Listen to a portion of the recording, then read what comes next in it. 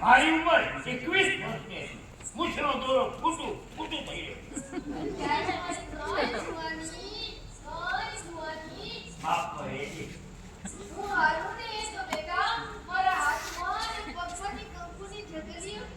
શું કીધું?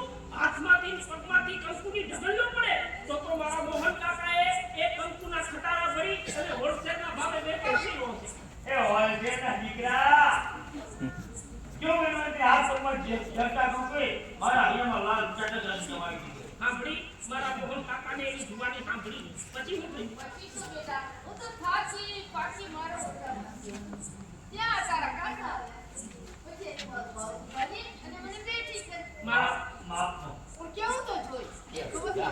મારા મોહન કાકા તો છે ને નફટના પેટના છે. કોઈ અજાણી છોકરીનું બાવડું જાણ્યું દુઃખ રાખવો છે પછી શું થયું?